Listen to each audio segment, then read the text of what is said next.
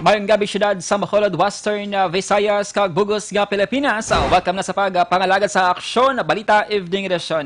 Karon nga adlaw Biyernes, Enero 24 tuig 2020.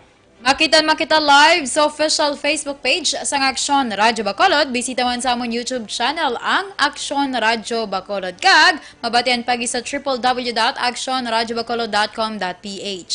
Kami inyong mga taog balita. Aksyon and Defensor. Kag Aksyon Dale Salazar para sa mga headlines sa mga balita lokal.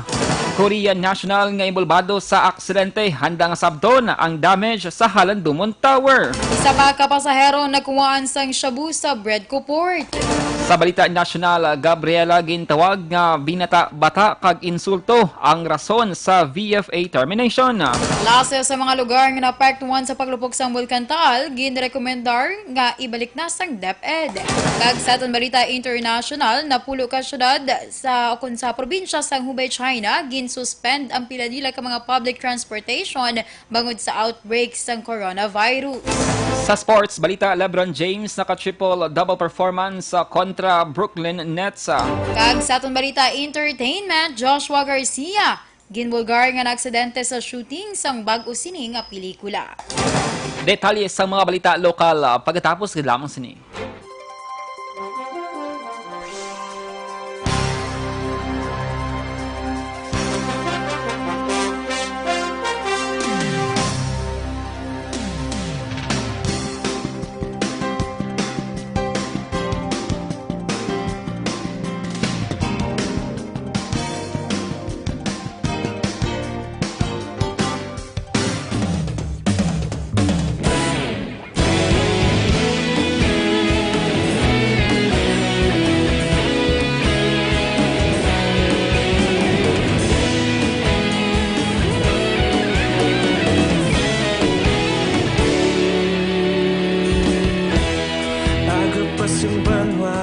Mabugaw nga hangin nagadapyan na ikaw nang ginapamatian namon ginasandigan.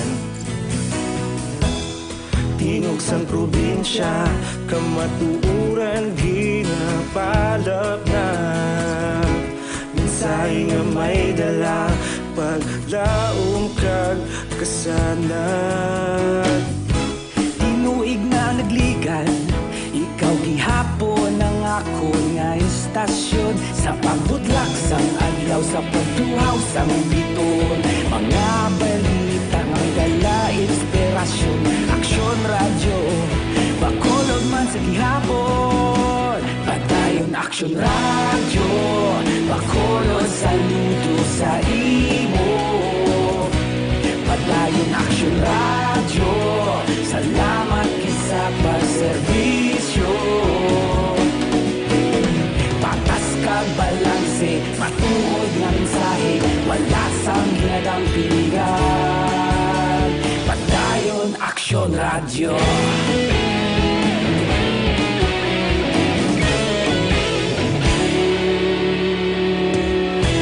Bacolod nun kag Negrosanon inyong pamatian.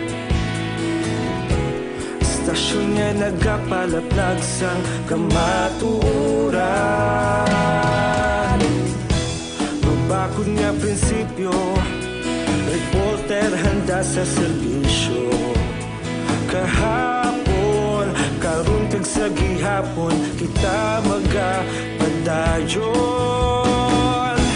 Tinuig na nagligan, ikaw gihapon ang ako nga istasyon. Sa pagbutlak sang adlaw, sa pagtuhaw sang biton, mga balita na may dala inspirasyon.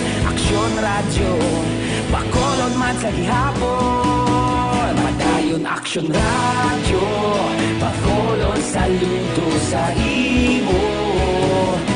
Padayon Aksyon radyo.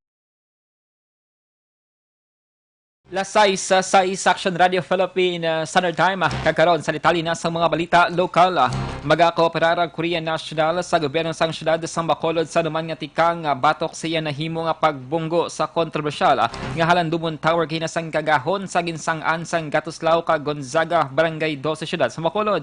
Sunod kay Police Station 1 Commander Major Jovel Sidel, nagatubangay ng driver sang Ford Everest nga si Shin Iwan kag contractor sang Hummingbird Construction para istoryahan ang nahimo nga balayran sa naguba nga tower. Buwas sa aga Sabado, natalana nga magatubangay si Iwan, project engineer sang syudad, hag ang kontraktor sa posible settlement. Ang kontraktor sa Halandumon Tower, kag ang Korean National, willing man sir ma-settle kung anong mga damage sir, ipa-estimate lang kung sir kay willing man sila magbayad. Pero hindi siguro katultol mo na nag-counterflow sa Dapat yan ang tingog sang hepe sa Police Station number 1, Commander Major Jovel Sidel. I-refer sa Bacolod City Engineer's Office sa Bacolod City Legal Office ang natabo nga pagbunggo sang SUV sa Halandumon Towers sa kagawon sa Enero 24. Sa phone patch interview ginpahayag ni City Engineer Belly Aguilion na ibaluan sini ang insidente matapos ginpahibalo siya ni Project Engineer Loben Rafael Sibalyos. Suro kay Aguilion, wala pa na turnover sang contractor ang proyekto kasunod sang repair nga ginpatigayon sa naguba ang suga sang tower. Suro kay Aguilion, ginpalambot sa iya ni Sibalyos nga handa sabton sa Korean National nga involvado sa aksidente ang damage sa Halandumon Tower. Nagpaigangot ang Aksyon radyo kay Sibalyos pero wala ini nagasabata. Ang 4.8 million pesos nga Halandumon Tower ang may 8 ka column nga ang disenyo tubo nga nagasimbolo sang 8 ka dekada sa Bacolod bilang syudad. Sa iban nga balita lokal, arestado ang isa ka pasahero sang roll-on roll-off vessel matapos dakwaan sang suspected shabukay na sang aga Enero 24. Ginklara na dakpan kay Ike Brian Toledo, 41 anyos sa edad, daga Capital Heights 2, syudad sa Bacolod. Sunod kay Staff Sergeant Aljamar Estremo sang Maritime Police, padulong sa Dumangas, Iloilo si Toledo apang nakitaan or nakuhaan sang shabu sang gincheck sang security guard on duty sa New Roro Terminal. Nakuha man sa posisyon ni Toledo ang 2-3 lighter kagiban pa nga personal nga kagamitan. Sunod kay Estremos, dako na bulig sang X-ray scanner sa New Roro Terminal agud makitaan kung may illegal nga kontrabando nga ginapaslod kag ginapagwa sa Negros Occidental. Magapadulong si Toledo sa Iloilo agud magtambong sa Dinagyang Festival. Samtang si Raymond Guelos kag Jocelyn Tibay nga nakuhaan kahapon nga adlaw Enero 23 sang suspected shabu ang ginpedalom na sa inquest proceeding subong nga daw Enero 24. Naibuluan umbisa nga nag-operate ang New Roro Terminal sa itong Enero 6 subong nga 2020. Si Toledo na ang ikaapat nga nadakpan nga nakuhaan sang illegal nga droga. Na-recover ang kapin 110,000 pesos nga balor sa ginasuspects 1 shabu sa bypass operation sa Police Station 8 sa Purok Silita, Barangay Alhis, syudad sa Bacolod, subong hapon Biyernes. Ang nadakpan ginkilala kay Roger de la Cruz, 34 anyos, kag pumuluyo sa Purok Riverside, Barangay Banago, di sa syudad sa Bacolod. Sunod kay Police Station 8 Commander Major Charles Sever, nakabaton sila sa intelligence report nga si De La Cruz ang nagadagdag sa illegal nga droga sa bahin sa Barangay Alihis kag Singkang Airport. Dugang pa ni Sever, bulan o kung binulan pa lamang nga nagatinar sa lugar si De La Cruz apang madugay na nga nagaduso sang illegal nga droga. Na-recover kay De La Cruz ang masobra 8 gramos ng inasuspects 1 shabu kag 500 pesos nga kwarta. Preso sa karon si De La Cruz sa kustudiya sa Police Station number 8. Sa dugang pang balita lokal, pagasapulo ng Negros Occidental, Governor Eugenio Salazar, si Provincial Engineer Ernie Mapa kang mga division heads may kang tanan sa estado sa mga infrastructure projects sang gobyerno probensyal. Enengin palayag ni Lacson matapos isumita ni Mapang listahan sa mga proyekto nga patuman nagligad nga tinuig pati na ang mga natrasara kag wala mahuman sa date of completion. Sunod kay Lacson, iyaman hibaloon ang rason kung nga wala malakip ang ngalan sa mga kontraktor. Una din nagpahayag sang pagkadismaya ang gobernador bangod tubtub subong wala sa gihapon mahuman ang dalagko nga mga infrastructure projects hag naglapo na sa gindaran nga petsa sang komplisyon. Pila sa mga ini amo ang Negros Food Terminal akon pala sa Maydalan North Capitol, multipurpose building sa Maydalan Aguinaldo, Negros First Residences sa Mambucal Convention Center Hotel sa Mambucal Resort sa Banwasang Murcia. We have a scheduled meeting next week ang date na lang ang gina-identify namo. And then I will meet with Engineer Mapa together with his division heads and then discuss everything, especially yung implementation of projects. Nabatian si Negros Occidental Governor Lacson. Ginpasalig ni Negros Occidental Governor Eugenio Lacson sa Commission on Population and Development Western Visayas ang suporta sa gobyerno probinsyal sa ilang mga programa sa bunga tuig. Hinayang pahayag sa gobernador kadungan sa pagbisita sa mga opisyal sa POPCOM sa Governor's Office sa Kapitolyo Probinsyal kaupod ang Regional Director sa Department of Health nga si Marlene Convocar. Ini ang una nga pagbisita sa POPCOM sa Kapitolyo. Umpisa sang magpangalagad si Lacson bilang bag-o nga gobernador. Ang POPCOM ang may mandato sa pagserbisyo bilang central coordinating kag policy making body sang gobyerno sa patagsang populasyon. Oktubre 10, 2006, gin-issue ni Anay Presidente Gloria Macapagal Arroyo ang guidelines kag direktiba sa DOH, POPCOM kag local government units sa pag-implementar sa Responsible Parenthood and Family Planning Program. Sa record sa POPCOM, ang Pilipinas ang may populasyon na nga 108,201,400.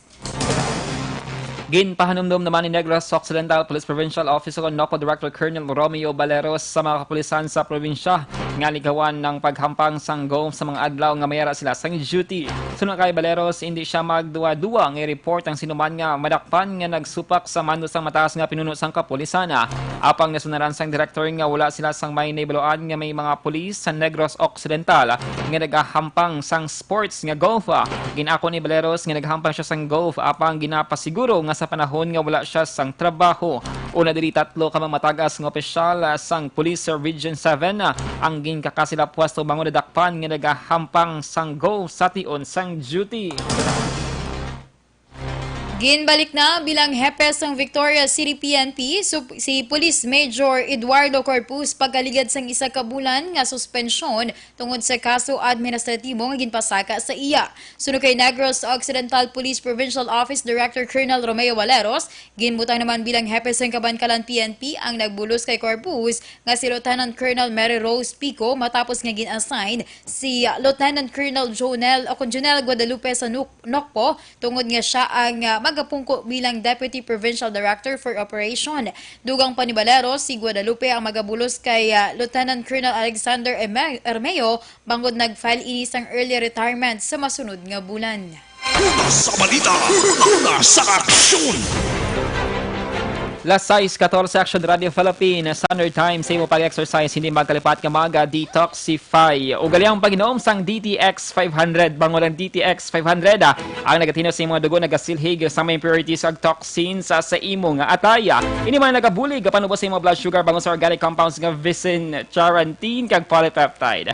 Gani sa may mga mataas nga cholesterol, mataas nga blood sugar bangon sang diabetes mag DTX 500 capsule sa kada adlaw. Una sa balita, una sa aksyon! Detalye sa mga nagapangunang nga balita nasyonal. Pagkatapos, kailangan sini.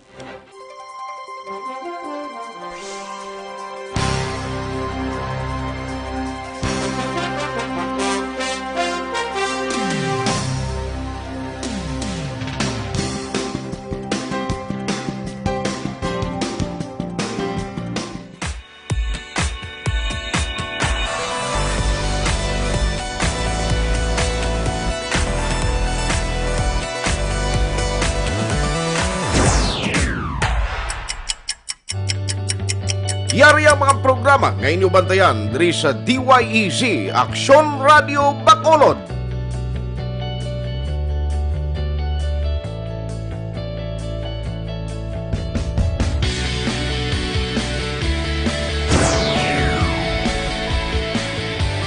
Aksyon Reports, first portion.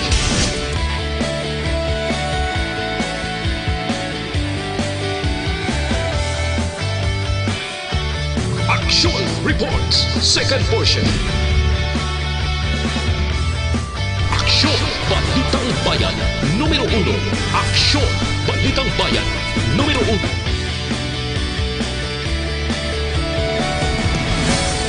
Aksyon Balita Morning Edition.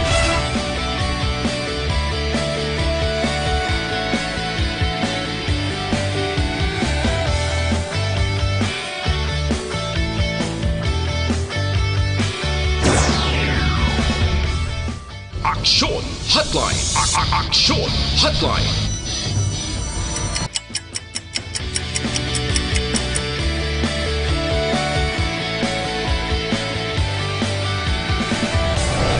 Aksyon, balita, banat, huli.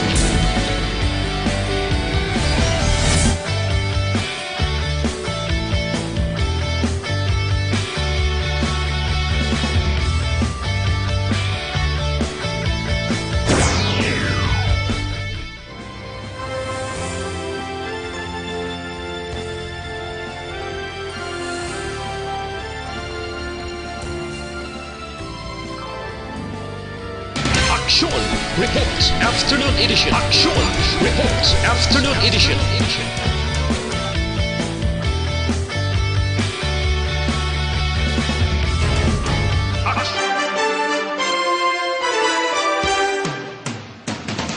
Lasay sa 17 Aksyon Radio Philippine Standard Time kagaron sa detalye na sa mga balita nasyonal. Gintawag sang grupo nga Gabriela nga binata-bata kag insulto sa mga biktima sa mga soldado sa Estados Unidos sa Pilipinas. Ang paandam ni Presidente Rodrigo Duterte nga pagbasura sang Visiting Forces Agreement kon VFA. Bangon sa report gin-cancel ang visa ni Senador Ronald Bato de la Rosa. Suno sa Gabriela dapat ginbasihan sang presidente sa pagbasura sang VFA amo mga ginbiktima sang mga soldado sa Estados Unidos, partikular na ang natabo nga pagpatay sa trans woman nga si Jennifer Laude. Sa di na mga suspect amo si US Marine Lance Corporal Joseph Scott Pemberton sa atong 2015. Gin-insistir pa sang Gabriela nga ang VFA kag ang iban nga one-sided military treaties ang dapat ibasura bisan pa nga hindi mabalik ang visa ni De La Rosa.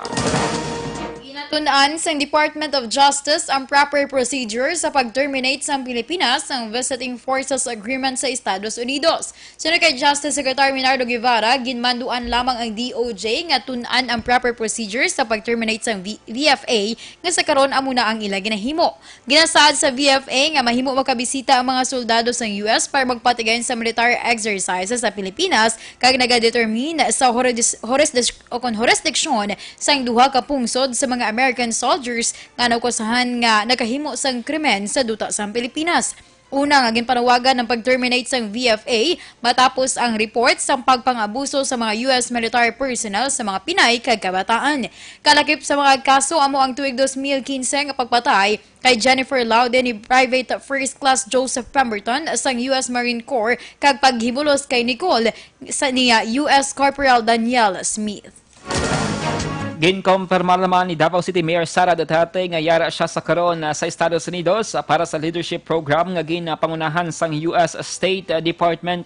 Ang kompirmasyon sang bata sang presidente ang nagawa matapos nagpaandam ang iya amay nga si Presidente Rodrigo Duterte nga ibasurang Visiting Forces Agreement kon VFA sa tunga sang Estados Unidos kag Pilipinas nga sabat sa ginhimo sang gobyerno sang Estados Unidos nga pagkanselar sang US visa ni Senador Ronald De La Rosa.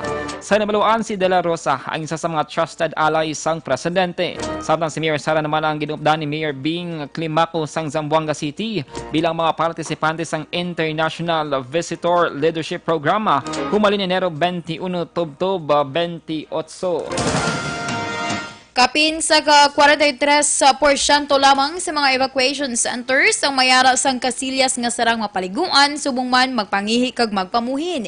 Ini ang ginbulgar ni DOH Health Emergency Management Bureau Director Gloria Balboa matapos nakitaan nga portable toilets lamang ang ilang nga nakitaan. Ginpangabay man ni Balboa sa gobyerno nga dapat hatagan sang atensyon ang pagpatukod sang kasilyas nga sarang magamit sa mga evacuees tungod ang pag-usar sang portlets tama kag gasto bangod kinahanglan sa nga madamo nga tubig. Sa dugang pa nga balita nasyonal, ginrekomendar sa Department of Education o DepEd ang pagbalik sa klase sa Pebrero 3 para sa pila ka mga lugar nga naapektuhan sang panglupok sa bulkang Taal. Sunod kay Education Secretary Leonor Briones, tungod nagkalma na ang pila ka mga lugar nga naapektuhan, posibleng mabuksan na liwat ang eskwelahan para sa mga estudyante sumabot nga Pebrero 3. Dugang Panibriones nga hindi man tanan nga lugar sa Cavite, Laguna kag Batangas ang apektado sa paglupok sa bulkan. Kabangdanan nga mahimo na nga maakomodar sang estudyante or makaakomodar sang estudyante nga sa karon nagapabilin sa mga evacuation centers. Base sa record sang DepEd, 5 ka school division sa Calabarzon ang apektado sang suspensyon sang klase sa Enero 23. Nagapabilin naman sa Alert Level 4 ang bulkang Taal. Ginkakas ng BDO Unibank Incorporated ang remittance fees para sa cash donations nga ipadala sa mga overseas Filipinos sa mga biktima sa paglupok sa Bulkan Taal sa Batangas. Sa statement ng BDO, ginkakas ang remittance fees para sa cash donations nga ginpaagi sa BDO remit offices sa abroad para mapadasig ang paghatag sa bulig sa linibo ka mga biktima sa paglupok sa Bulkan Taal. Magalawig naman ang remittance free campaigns ng cash donations halin 14 o Enero 14 tubtob Marso 31 tuig 2020.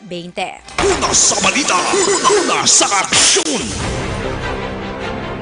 Lasay sa 22 sa Aksyon Radio Philippine Standard Time. Detalye sa Balita International Sports kag Entertainment. Pagkatapos, gid lamang sini.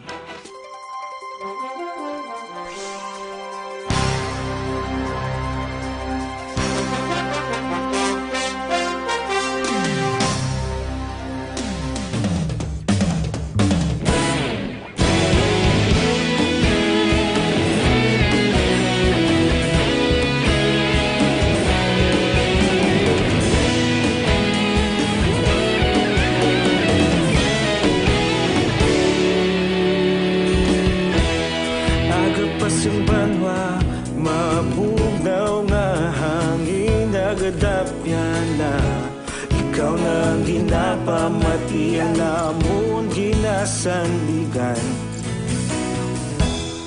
Tingog sang probinsya, kamatuuran ginapalap na minsay nga may dala paglaom kag kasanat.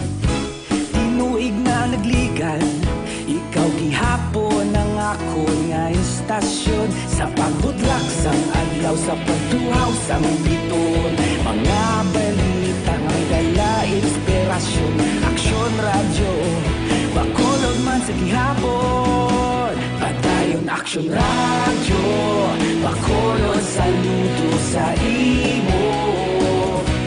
Padayon aksyon radyo, salamat sa pagserbisyo. Patas kag balanse, matuod nga mensahe, wala sang ginadampingan. Padayon Aksyon Radyo.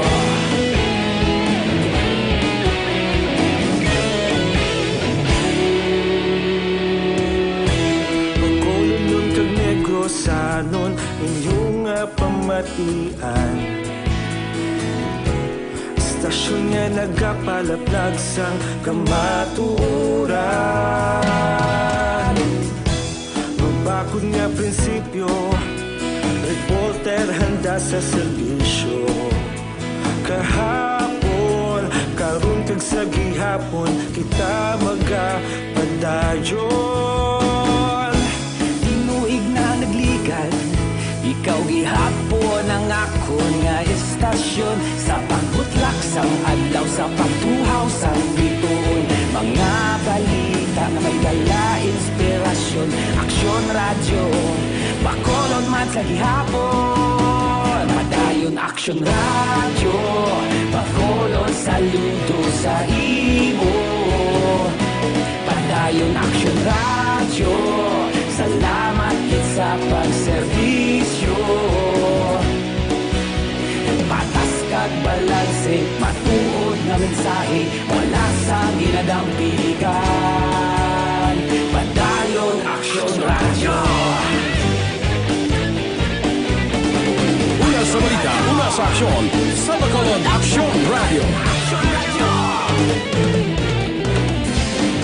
Una sa balita, una sa aksyon, sa Bacolod Aksyon Radio. Ikaulog na na'y sagsag ano nga kalintangan.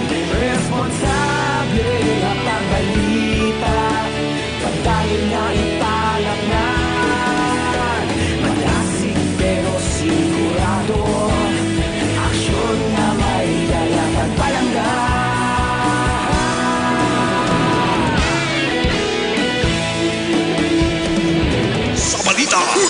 Una sa aksyon!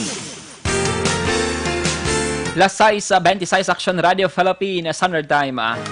Kag sa aton balita international, ginsuspend sang napulo ka syudad sa probinsya sang Hubei sa China ang ila public transportation bangod sa outbreak sang coronavirus. Base sa report sang Hubei Daily, kalakip sa mga syudad nga nagsuspend sang biyahe sang ilang mga bus amo ang Chibi, Shantao, Zhejiang, Zhanjiang, Xianing, Guangxi kag Enshi. Sa syudad sang Zhejiang, tanan nga public venues ang gin-shutdown, magluwas lamang sa hospital, supermarkets, farmers market kag gas stations kag subong ang drugstores. Gin-shutdown naman ang indoor entertainment venues sa syudad sang Enshi. Ang provincial capital nga syudad sang Wuhan ang epicenter sang outbreak kag Wangang City ang gin-lockdown, samtang ang Ezhou City ang nagapauntat naman sang biyahe sang ilang nga train stations. Base pa sa report sa Hubei, Enero 23, gin-confirmar sa provincial health authorities may 549 ka kaso sa panibagong nga coronavirus, sa diin may na-record nga 24 kapatay. Una sa balita! Una sa aksyon! Sa sports balita, nahimo ni LeBron James ang ika-91 sini nga triple-double performance siya karera matapos ginlutos sa sang Los Angeles Lakers sang Brooklyn Nets sa score nga 128-113. Si James ang may 27 points, 12 rebounds kag 10 assists. Si James ang may nasang 33 or 33,626 points sa all-time scoring list. Nagdugang man sa kadalagan sang Lakers ang 16 points kag 11 rebounds ni Anthony Davis. Wala naman sang may nahimo ang 20 points ni Kyrie Irving para sa Nets. Kaginina ang ikalimang sunod-sunod nga nalutos sa NBA. Ang Lakers ay nagapanguna sa karon sa Western Conference ng NBA na may 36 kadaog kag siyam ka pierde. Nagasunod ang Jazz, Clippers, Nuggets kag Mavericks. Una sa balita! Una sa aksyon! Kag sa aton balita entertainment, ginbulgar sa aktor nga si Joshua Garcia nga naaksidente siya samtang naga-shooting sa bago sini nga pelikula kaupod ang ex-girlfriend nga si Julia Barreto. Sunod sa aktor, sobrang nga excitement mangud mayara sang aksyon ang ginabidahan niya nga pelikula kag may pila ini ka mga stunts nga ginhimo. Sa sobrang nga excitement, wala nagpa-double si Joshua sa diin, may parts sa pelikula nga nagapalagyo sila sa mga zombie nga nagalaot sa ila. Samtang shooting, nagadalagan si Joshua apang sang makabalikid ini, wala niya nakitaan ang locker sa diin naigo ang iya nga abaga. Pagkatabo, wala gilayon naka-react si Joshua bangod sa kasakit man sang iya nga nabatsyagan. Sa karon, okay naman ang aktor, kag sa piyak naman nga bahin, kaupod man sa bago nga pelikula ni Joshua, sanday Ian Veneracion, Dimples Romana, McCoy De Leon, Maris Racal, Ives Flores, kag Ina Raimundo. Una sa balita! Una sa aksyon! Lasay si Media Action Radio Philippines Standard Time. Inyo nabatian ang kabugusan ng mga balita sa Aksyon Balita Evening Edition. Karon nga daw Biyernes, Enero 24, tuig 2020. Saliwat kaming inyo mga tag-balita. Aksyon and Defensor. Kag-Aksyon Dale Salazar. Una sa balita, una sa Aksyon. Sa Bacolod Aksyon Radio. Sa Bacolod! Aksyon Radio! Aksyon Radio!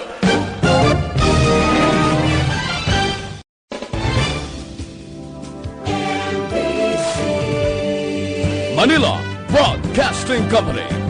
Sa balita, komentaryo, issue, serbisyo publiko.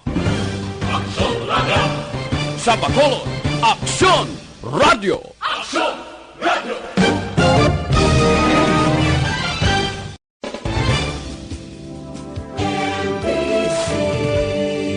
Manila Broadcasting Company.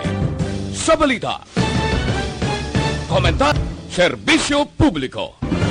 Aksyon Radio!